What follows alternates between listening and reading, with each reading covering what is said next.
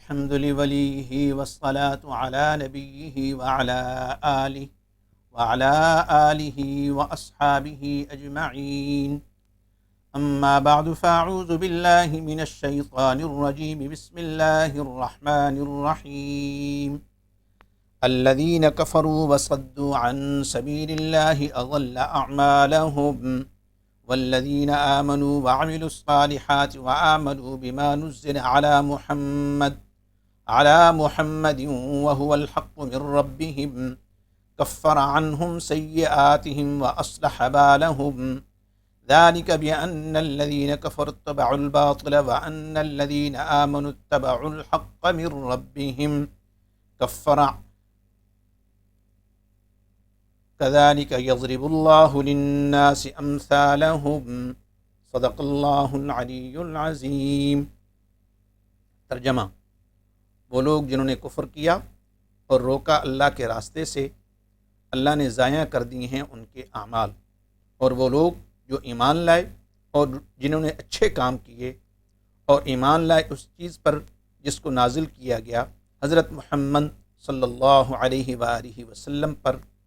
اور وہ حق ہے ان کے رب کی طرف سے۔ اللہ نے دور کر دی ان سے ان کی برائیاں اور درست کر دیا ہے ان کا حال، یہ اس وجہ سے کہ بے شک وہ لوگ جنہوں نے کفر کیا انہوں نے پیروی کی باطل کی، اور جو ایمان لائے انہوں نے پیروی کی حق کی اپنے رب کی طرف سے۔ اسی طرح بیان کرتا ہے اللہ تعالیٰ لوگوں کے لیے مثالیں۔ محترم سامعین، آج درس قرآن کے سلسلے میں سورہ محمد کی پہلی 3 آیات کی تلاوت اور ترجمہ سننے کی ہم نے سعادت حاصل کی ہے۔ اس سے پہلے ہم نے سورۃ الاحزاب اور سورۃ الانفال کی کچھ ویڈیو بنائی تھیں جو کہ 9ویں اور 10ویں جماعت کے طلباء کے لیے تھی۔ یہ ویڈیو خاص طور پر تمام لوگوں کے لیے جس میں قرآن کریم کا ترجمہ، تفسیر اور اس میں سے جو مسائل ہماری زندگی میں آتے ہیں ان کا ذکر ہوگا۔ تو سب سے پہلے سورہ محمد صلی اللہ علیہ وسلم کا تعارف۔ اس سورہ مبارکہ کا نام سورہ محمد ہے، جو کہ اس کی دوسری آیت میں آیا ہے، بما نزل علی محمد۔ قرآن کریم میں نبی مکرم صلی اللہ علیہ وسلم کا نام 4 مقامات پر آیا ہے۔ محمد نام 4 دفعہ آیا ہے 4 مقامات پر۔ تیسرا پارہ سورہ آل عمران کی آیت نمبر 144 میں آیا ہے، وما محمد الا رسول، اور دوسری مرتبہ سورۃ الاحزاب 22واں پارہ آیت نمبر 40 میں آیا ہے، ما کان محمد ابا احد من رجالکم، اور تیسری مرتبہ یہاں پر 26ویں پارے کی سورہ محمد کی دوسری آیت میں آیا ہے، بما نزل علی محمد، اور چوتھی مرتبہ اسی 26ویں پارے کی اگلی سورہ فتح جو ہے اس کی آخری آیت نمبر 29 میں فرمایا، وما محمد الرسول اللہ والذین معہ اشداء علی الکفار رحماء بینہم، اور آپ صلی اللہ علیہ وسلم کا دوسرا نامی احمد وہ 28ویں پارے کی سورہ صف کی آیت نمبر 6 میں آیا ہے، جس میں حضرت عیسیٰ علیہ السلام آپ کی آمد کی خوشخبری سنا رہے تھے، تو آپ نے فرمایا، برسول یأتی من بعد اسمہ احمد، میرے بعد ایک نبی آئیں گے جن کا نام احمد ہوگا۔ تو گویا آپ صلی اللہ علیہ وسلم کا اسم گرامی محمد قرآن کریم میں 4 مرتبہ آیا ہے، اور احمد جو ہے وہ 1 مرتبہ آیا ہے۔ تو اس سورہ مبارکہ کا ایک دوسرا نام قتال بھی ہے، کیونکہ اس سورہ مبارکہ میں جنگ کے مسائل کا بھی تذکرہ ہے۔ قرآن کریم کے بعض اور صورتیں بھی ہیں جو مختلف انبیاء اکرام علیہم الصلاۃ والسلام کے اسماء گرامی کے ساتھ منسوب ہیں، جیسے سورہ ہود، سورہ یونس، سورہ ابراہیم، سورہ یوسف، اسی طرح یہ سورہ مبارکہ حضور خاتم النبیین حضرت محمد مصطفیٰ احمد مجتبیٰ صلی اللہ علیہ وسلم کے نام کے ساتھ منسوب ہے۔ سورہ محمد مدنی سورہ ہے، ترتیبی نزولی کے اعتبار سے 95 نمبر کی یہ سورہ مبارکہ ہے، اور ترتیبی ذکری کے اعتبار سے 47ویں نمبر کی یہ سورہ مقدسہ ہے۔ 48 آیات، 4 رکوع،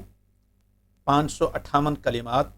2475 حروف پر مشتمل ہے یہ سورہ مبارکہ۔ تو اس سورہ مبارکہ کے جو کلمات ہیں وہ 558 ہیں، اور جو حروف ہیں وہ 2475 ہیں۔ بنیادی مضامین کا اس میں تذکرہ ہے، اور شروع میں جو کفار ہیں ان کا ذکر ہے، جس میں جو بنیادی مضامین ہیں اس میں توحید، رسالت، قرآن کی حقانیت اور قیامت کا ذکر ہے۔ جہاد کا بھی تذکرہ ہے اس سورہ مبارکہ میں۔ اب اس سورہ مقدسہ کا پہلی سورہ جو ہے سورہ احقاف، اس کے ساتھ اس کا ربط اور تعلق قرآن کریم کی، میرے محترم بزرگ عزیز دوستو، جتنی بھی صورتیں ہیں ان تمام صورتوں کا ایک دوسرے کے ساتھ ربط اور تعلق ہے۔ اسی طرح قرآن کریم کی ہر آیات کا دوسری آیات کے ساتھ ربط اور تعلق ہے۔ جیسے تسبیح کے دانے آپس میں پروئے ہوتے ہیں، ایک دوسرے کے ساتھ ملے ہوتے ہیں، اسی طرح اللہ کے قرآن کی جو آیات ہیں وہ آپس میں ایک دوسرے کے ساتھ ربط اور ان کا تعلق ہے۔ اسی طرح صورتوں کا بھی آپس میں ربط اور تعلق ہے۔ تو آخری آیت میں، سورہ احقاف کی آخری آیت میں اللہ نے فرمایا بلاغ، جس کا مطلب یہ ہے کہ توحید، رسالت، قیامت اور قرآن کی حقانیت کے جو واضح احکامات ہیں وہ اللہ نے پہنچا دیے ہیں۔ لہٰذا یہ بنیادی عقائد جو ہیں، یہ قرآن کریم کی 7 حوامیم میں 7، وہ 7 صورتیں جو حامیم سے شروع ہوتی ہیں ان میں اللہ نے بیان کر دیے ہیں۔ اب اگر کوئی شخص ان بنیادی عقائد پر ایمان نہیں لاتا تو وہ فاسق شمار ہوگا، اور فاسقوں کے متعلق اللہ کریم نے سابقہ صورت میں ارشاد فرمایا تھا هل يهلك الا القوم الفاسقون، کہ اللہ تعالیٰ انہیں ضرور ہلاک کرے گا۔ اب اس سورہ مبارکہ میں اللہ کریم فاسقین کی علامتیں بھی بتائیں گے کہ فاسق کون ہے۔ چنانچہ سورت کی ابتدا میں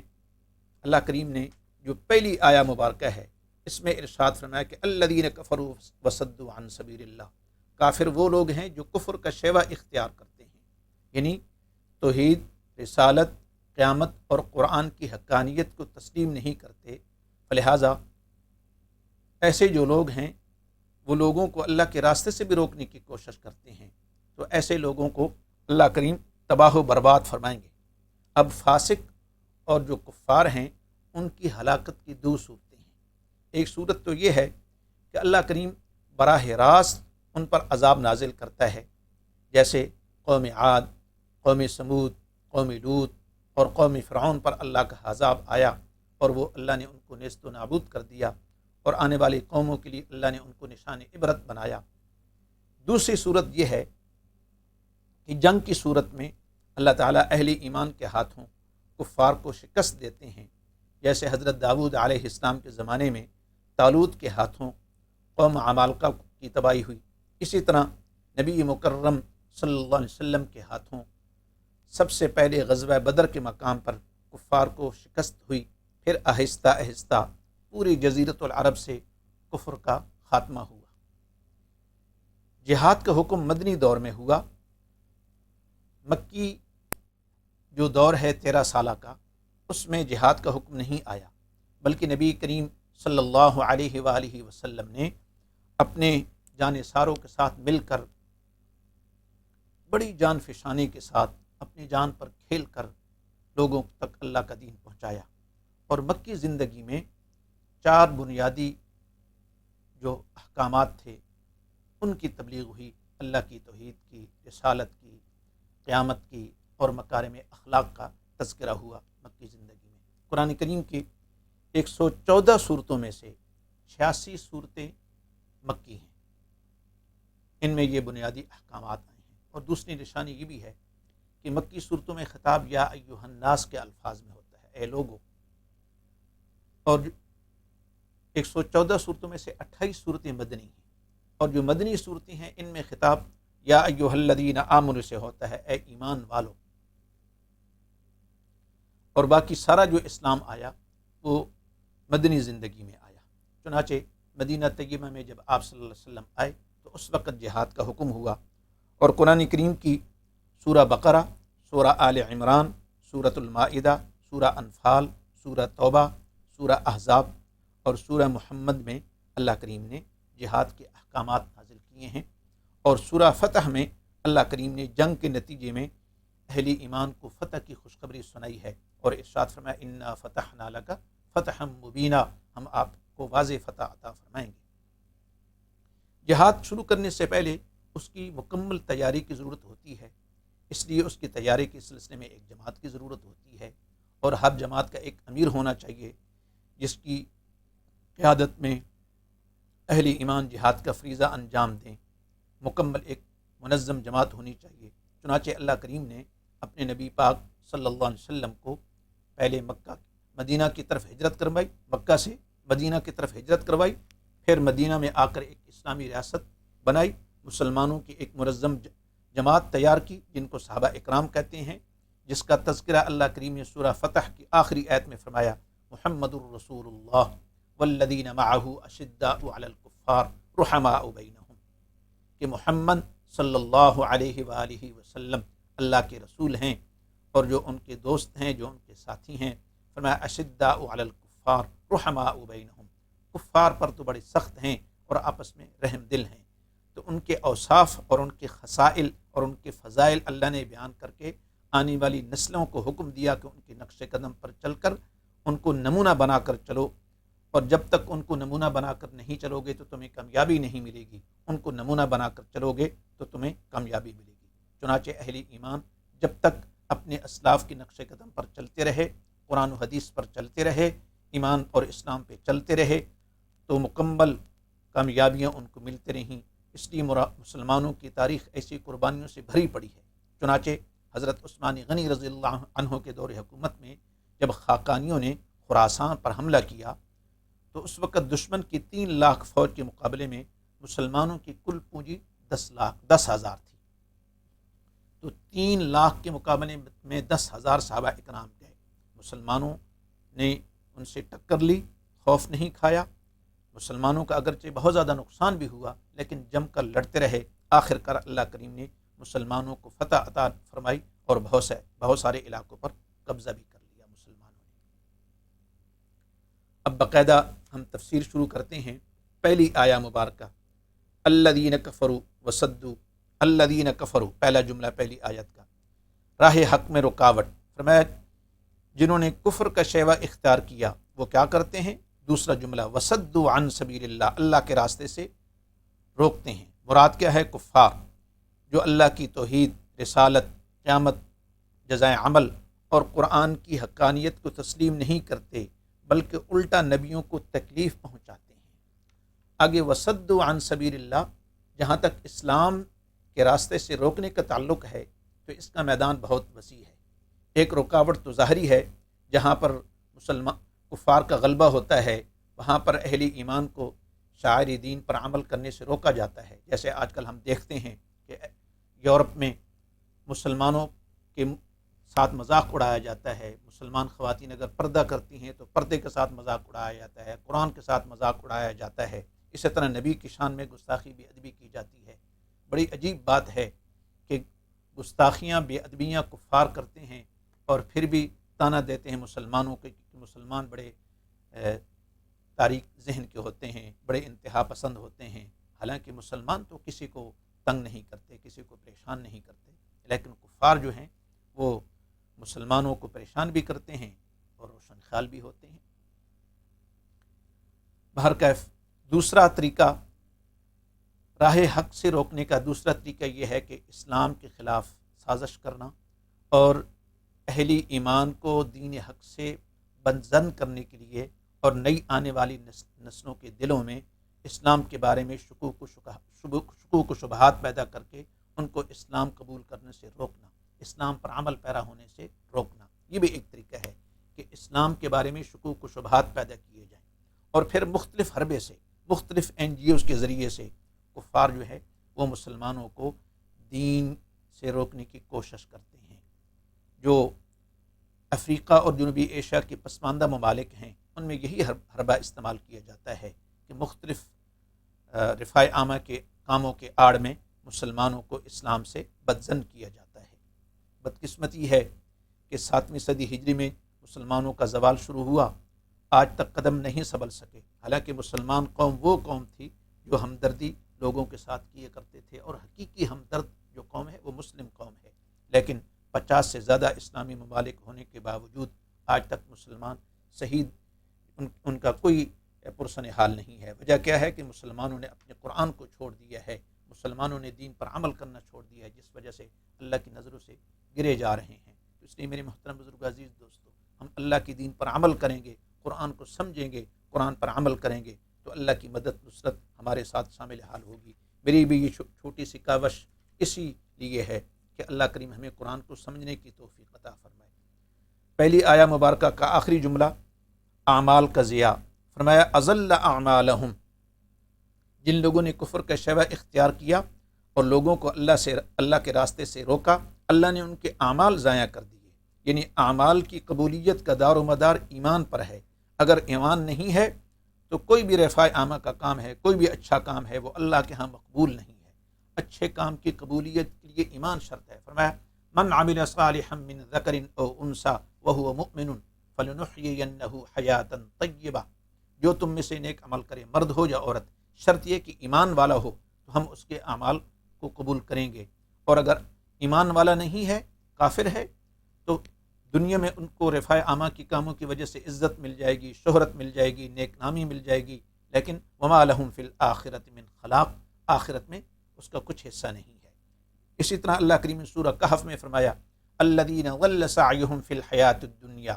وہم یحسبون انہم یحسنون صنعا، وہ لوگ جن کی سعی دنیا میں ہی برباد ہو گئی، وہ یہ سمجھ رہے ہیں کہ ہم اچھے کام کر رہے ہیں۔ یعنی دنیا میں رفاع عامہ کے کام کفر کی حالت میں اگر کریں گے تو اس کا کوئی اجر و ثواب نہیں ہوگا۔ اب آخری آیت میں، آیت نمبر 3 میں اللہ کریم نے ایک تقابلی جائزہ ارشاد فرمایا۔ قرآن کریم کا یہ اسلوب ہے کہ اہل ایمان کا بھی ذکر کرتا ہے، کفار کا بھی ذکر کرتا ہے، اور پھر سامع پر چھوڑ دیتا ہے کہ میاں تیری مرضی، چاہے اہل ایمان کے ساتھ اپنا شمار کر لے، چاہے کفار کے ساتھ، لا اکراہ فی الدین، دین میں جبر نہیں ہے، تو پر سختی نہیں کی جائے گی۔ چنانچہ پہلے کفار کا ذکر ہوا کہ ان کی اللہ کے راستے سے روکنے کی وجہ سے ان کے اعمال ضائع ہو گئے۔ اب اہل ایمان کے لیے بشارت کا ذکر ہے آخری آیت میں، فرمایا والذین آمنوا وعملوا الصالحات، جو لوگ ایمان لائے اور پھر انہوں نے اچھے اعمال کیے۔ جہاں بھی قرآن کریم کا آپ مطالعہ کر لیجئے، جہاں بھی ایمان کا ذکر ہے، ایمان کے ساتھ عمل صالح شرط ہے۔ اگر صرف ایمان ہو، اعمال صالحہ نہ ہو تو ڈائریکٹ کامیابی نہیں ہے۔ اللہ کے ہاں مکمل کامیابی کے لیے ایمان کے ساتھ اعمال صالحہ شرط ہیں، اور اگر ایک آدمی صرف مسلمان ہوتا ہے، نیک عمل نہیں کرتا بلکہ گناہوں میں زندگی گزارتا ہے، تو بسا اوقات اس کے گناہوں کی نحوست کی وجہ سے اللہ کریم آخری وقت میں ایمان بھی اس سے سلب کر لیتے ہیں۔ اس لیے میرے عزیزو، ایمان کے ساتھ ساتھ اعمال صالحہ بہت ضروری ہے۔ اس لیے ارشاد فرمایا والذین آمنوا، وہ لوگ جو ایمان لائے، وعملوا الصالحات، انہوں نے نیک عمل کیے، اچھے اعمال سر انجام دیے، اور پھر فرمایا بالخصوص وآمنوا بما نزل علی محمد، اس چیز پر ایمان لائے جو حضرت محمد صلی اللہ علیہ وآلہ وسلم پر نازل کی گئی، اور فرمایا وَهُوَ الْحَقُّ مِن رَبِّهِمْ، اور وہ ان کے رب کی طرف سے حق ہے۔ یعنی یہ قرآن جو ہے یہ برحق ہے، کیونکہ کفار جو ہے وہ کہا کرتے تھے نعوذ باللہ حضرت محمد صلی اللہ علیہ وسلم اپنے پاس سے یہ قرآن بنا کے لاتے ہیں، تو اللہ کریم نے فرمایا نہیں، یہ اللہ نے نازل کیا، بلکہ اللہ کریم نے قرآن کریم میں چیلنج کیا۔ پہلا سورہ بنی اسرائیل میں فرمایا کہ تم سارے جمع ہو جاؤ، اور جمع ہو کر قرآن کریم، یعنی تمام انسان اور کفار مل جائیں، تمام انسان جن و انس مل جائیں اور مل کر قرآن کریم جیسی کتاب بنا کر لیں۔ تو یہ پہلا اللہ نے چیلنج کیا کہ اگر تم کہتے ہو نا کہ میرے نبی حضرت محمد صلی اللہ علیہ وسلم نے یہ قرآن اپنے پاس سے کھڑ لیا ہے، اپنے پاس سے بنا کے لاتے ہیں، تو چلو تم بھی عرب ہو، یہ بھی عرب ہیں، تم بھی، اور میں تمہیں چیلنج کرتا ہوں، کل ان اجتماعت الانس والجن علی ان یأتوا بمثل هذا القرآن ولو کان بعضهم لبعض ظہیرا، تمام جن انس مل جاؤ اور مل کر قرآن جیسی کتاب بنا کے لے آؤ۔ یہ اللہ نے سب سے پہلے چیلنج کیا۔ پھر اس کے بعد کچھ دن گزرے تو اللہ نے ایک اور چیلنج کیا، فرمایا فأتوا بعشر سور مثلی، قرآن جیسی 10 صورتیں بنا کے لے آؤ۔ پھر کچھ دن گزرے، اللہ نے ایک اور چیلنج کیا، فرمایا فأتوا بسورۃ من مثلی، قرآن جیسی ایک چھوٹی سی صورت بنا کے لے آؤ۔ تو میرے محترم بزرگ عزیز دوستو، اس وقت سے آج تک یہ اللہ کا چیلنج موجود ہے، قرآن جیسی کوئی ایک صورت بھی بنا کر نہیں لا سکا۔ یہ اللہ کا ایسا عظیم الشان کلام ہے، جو شخص اس کلام کو پڑھتا ہے، اس کو سمجھتا ہے، اس پر ایمان لاتا ہے، اس پر عمل کرتا ہے، اللہ اس کی دنیا بھی بناتے ہیں، اللہ اس کی آخرت بھی بناتے ہیں۔ اس لیے اللہ کریم نے یہاں پر اشارت فرمایا کہ وَهُوَ الْحَقُّ مِن رَبِّهِمْ، یہ قرآن تمہارے رب کی طرف سے برحق ہے۔ اب انعامات کیا ملے گا، بشارت کیا ہے؟ بشارت یہ ہے اہل ایمان کے لیے، کفن عنہم سیئاتہم، کہ اللہ ان کی ایمان کی بدولت، ان کی نیکیوں کی بدولت ان کی چھوٹی موٹی غلطیاں از خود معاف فرما دیں گے۔ یعنی ایمان کی وجہ سے اللہ کریم صغیرہ گناہ، چھوٹے گناہ معاف کر دیں گے۔ قرآن کریم میں اور حدیث مبارکہ میں جہاں بھی یہ چیز آئی ہے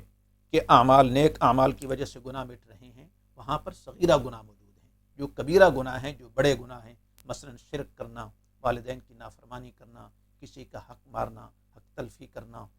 قتل کرنا، یہ بڑے بڑے گناہ ہیں،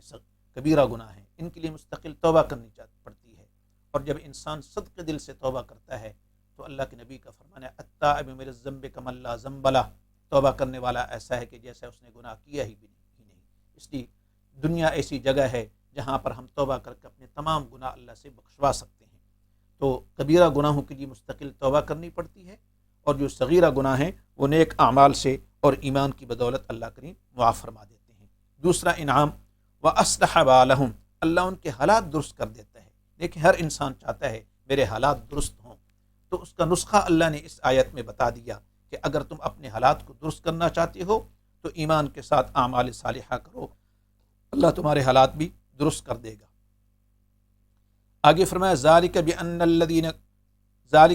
الَّذِينَ كَفَرُوا اتَّبَعُوا الْبَاطِلَ، یہ اس وجہ سے ہے،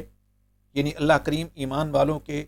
گناہ اس لیے معاف کر رہا ہے کہ جو کافر ہیں وہ باطل کی پیروی کرتے ہیں، کفر کی، شرک کی تمام اقسام اس میں شامل ہیں، لہٰذا اللہ ان کے اعمال ضائع کر دیتا ہے ان کی کفر کی وجہ سے۔ وَأَنَّ الَّذِينَ آمَنُوا اتَّبَعُوا الْحَقَّ مِن رَبِّهِمْ، اور جو ایمان والے ہیں وہ اپنے پروردگار کی طرف سے آمدہ حق کی اتباع کرتے ہیں، اس لیے اللہ ان کی خطائیں معاف کر دیتا ہے۔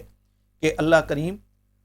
ان کی خطائیں کیوں معاف کرتا ہے؟ اس لیے کہ وہ اللہ کی باتوں پر عمل کرتے ہیں، جو اللہ کہتے ہیں اس پر عمل پیرا ہوتے ہیں۔ اور جو کفار ہیں ان کے اعمال ضائع کیوں ہوتے ہیں؟ اس لیے کہ وہ کفر کی پیروی کرتے ہیں۔ آخر میں پھر اللہ نے ارشاد فرمایا کذالک یضرب اللہ للناس امثالہم، اسی طرح اللہ تعالیٰ لوگوں کے لیے مختلف انداز میں، مختلف طریقوں سے مثالیں بیان کرتے ہیں تاکہ لوگ سمجھ جائیں، کفر سے، شرک سے، معاصی سے، گناہ سے تائب ہو کر ایمان کی طرف آ جائیں، نیک اعمال کی طرف آ جائیں، نیکی اختیار کر لیں اور ہمیشہ ہمیشہ کی کامیابی حاصل کر لیں۔ تو اللہ کریم نے کامیابی اپنے دین میں رکھی ہے۔ اللہ کی ذات سے دعا ہے اللہ ہمیں یقین نصیب فرمائے، قرآن کریم کو پڑھنے، سمجھنے اور عمل کرنے کی توفیق عطا فرمائے، اور تمام سامعین کو اللہ کریم جزائے خیر عطا فرمائے۔ اللہ کریم تمام کی نیک حاجات کو پورا فرمائے، اور جن احباب نے دعاؤں کے لیے کہا ہے اللہ کریم ان کے نیک حاجات کو پورا فرمائے، اللہ تمام کی مشکلات کو آسان فرمائے، دین دنیا کی نعمتوں سے مالا مال فرمائے۔ وآخر دعوانا ان الحمد للہ رب